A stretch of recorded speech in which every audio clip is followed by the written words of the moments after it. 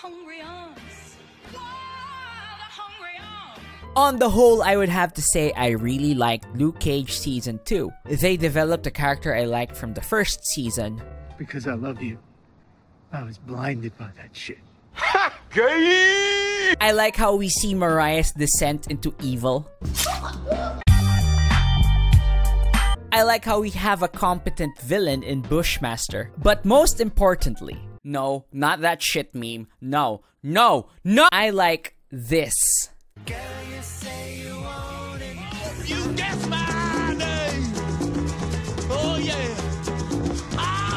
I call it The Last Temptation of Luke Cage because there's this movie way back in the 80s or 70s or when the fuck ever called The Last Temptation of Christ. I haven't watched this movie, but one of my uncles told me the story, which I found intriguing. It's about the devil tempting Jesus Christ before his death on the cross. The devil is a girl, by the way. She's a fuck! Hey, instead of dying for mankind, why not just hang out with Mary Magdalene? Have some kids, start a family, live a simple life. That was how my uncle told me what happened, or at least the twist of the story. Upon browsing it, it turns out that Mary Magdalene dies. And he starts a family with this other girl, who I don't know. But yeah, that's just a quick scan of the twist. And it also has David Bowie, and it was directed by Martin Scorsese, which makes this film very interesting. I'm gonna spoil people who haven't read the Bible yet. Jesus saves humanity by dying on the cross, okay? I'm sorry if you don't know that yet. What I like personally is that Jesus wasn't tempted by the riches and the fame that the devil initially tempted him with. It was just being a guy, a regular guy just wanting to have a family. And I think something similar happens to Luke Cage, so let's get to it. You're not all powerful. Well, I should be. Someday I will be. I will be the most powerful Jedi ever. You could sense this growing messiah complex in Luke. He has this desire, and even I say need, to save everyone. Notice the promotional poster? Luke's literally carrying Harlem. It all stems from him being a good guy, and he's Black Superman. You could also make the argument that he's Black Jesus if Season 1 hasn't shown that already. If you wanted to kill Jesus, that's the bullet you'd use.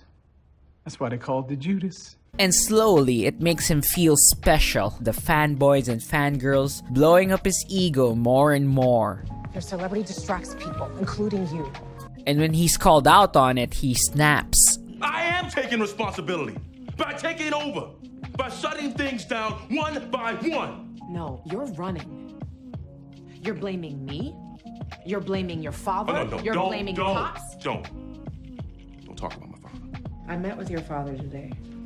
Bitch! Oh, God forbid, he's changed. And you can't use him as an excuse to fuel your anger anymore. You know, if he were to see what you did this morning, he'd be ashamed of you. You've become the ogre. Enough! Any good tragedy makes us want to root for the protagonist so that his fall becomes sadder. And the tragic thing is that you gotta root for Luke. He's fundamentally good, but you could still see it happening, see him slipping through the cracks. You're petty, man. Triumphant pride precipitates. 0 to 100, nigga, real quick. There are times in the show where he's aware of it. The world may be my problem, but it's not always my fault. That makes it even more sad when he inevitably falls. And it's this desire to do good that will be his ruin. Take it from someone who knows that best.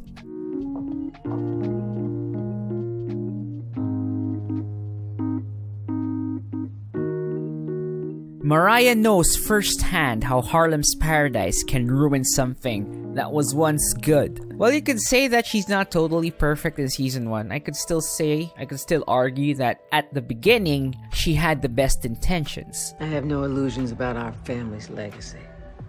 But you are now turning legitimate money illegal. It's going to be a community as soon as I get the rest of the funding and we start our construction. It's a front, Mariah. It's always been a front. Christmas attitude's real, Cornell. Nothing I do is a hustle. I sincerely care about what happens up here. The only way to save Harlem is to do it legally. But you know what they say. Power corrupts. And absolute power corrupts absolutely. The first season of Luke Cage shows us how she was initially unwilling to embrace the evil within, and season 2 is just her being a full-out cackling villain. Look in my eyes. I am the head nigga in charge. And before she dies, she places a curse on Luke. We ain't done yet. The curse of Harlem's paradise. Kinda like what Anansi did while she was burning him alive. They gonna hunt you for the rest of your days. You gotta eat what you want taste. You gotta sleep but you won't rest.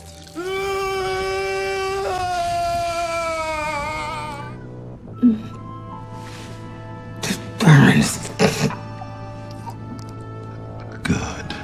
Which is, you know, some poetry and rhyme shit. See, not only do we show that Luke has outbursts in the second season, he makes compromises. No action above 114th or below 150th. Retribution on anyone who acts a fool on Lenox Avenue, Strivers Row, Rucker Park. A lockbox around Harlem. I honestly didn't have a problem with it. I had a few conversations, put some people on notice, made things right.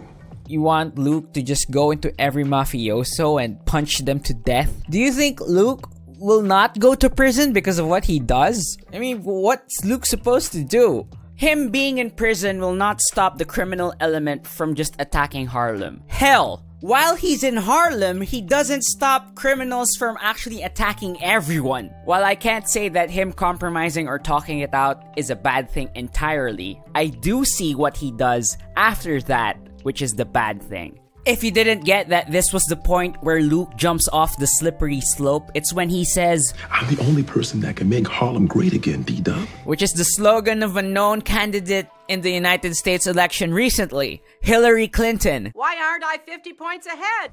Who Trump? What? Who the fuck is Trump? I'm sorry to say this, man, but if you're gonna be the boss of crime, then you're a crime boss. To Carl Lucas, known on the streets of Harlem as Luke Cage, I give Harlem's paradise. The club, the deed, the name.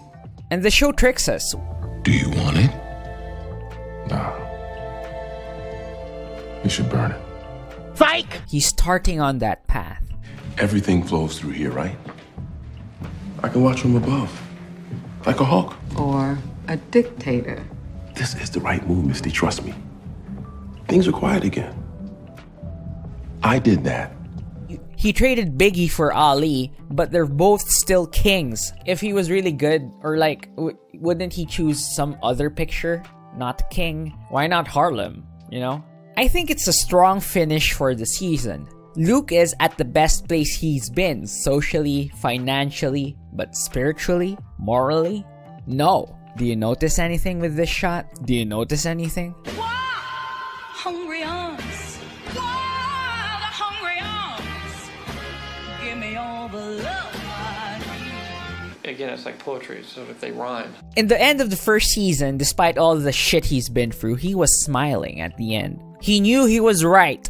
But look at this face at the end. Does he look fulfilled? Does he look satisfied?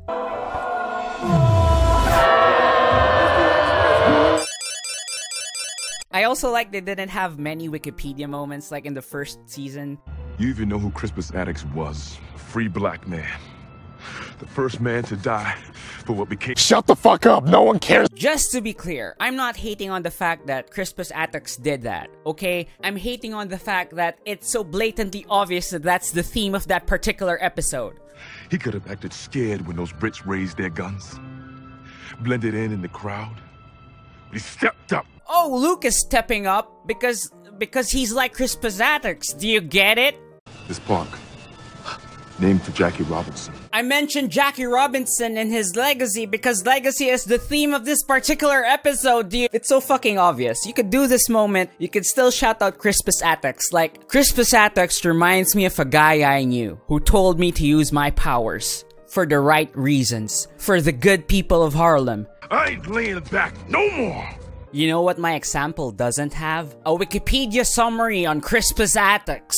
TV Tropes in its Your Mileage May Vary tab on Luke Cage notes this as an example of NARM. A serious scene trying to be serious. Trying. What? My arm's numb. Numb arm. Numb arm. Numb. It's also an example of author filibuster. An author filibuster is the unwholesome offspring of writer on board and info dump, where the plot stops dead in its tracks to give the author an opportunity to preach their message to the readers or audience, often very political or ethical. You even know who Crispus Attucks was? It's time to stop! It's like the author is trying to be clever. Shoutouts to Harlem. It seems like that. It feels like that. It's not that there aren't any obvious themes in the second season, it's just done better. Like the moment before Luke decides to beat up the drug dealer, there was a sermon given by Luke's dad on which wolf do you feed, the good wolf inside you or the bad wolf, and that wolf becomes stronger. And that felt natural because he was preaching to his people. It doesn't come from nowhere. Our legacy. I'm just happy there's no episode where he goes, "Hey, let's fight it out." "Okay, man, where we gonna fight?" "Let's fight in this bridge, named after a famous black person." "Okay, man, see you there." Do you know what he did? "I don't really care, man." "No, this is important. Two black men who are fighting against each other, even though they're the same. Man. One's a black Man. man who was man. bitten by Man. a radioactive Man. metal, and he can't get Man. hit by bullets." "Uncle, he not listening." And the other one was given Shazam powers. And he's like, voodoo and shit? But they really have a common enemy, and her name is Matilda. Beige Matilda. Like they're brothers from another mother. That's what the bridge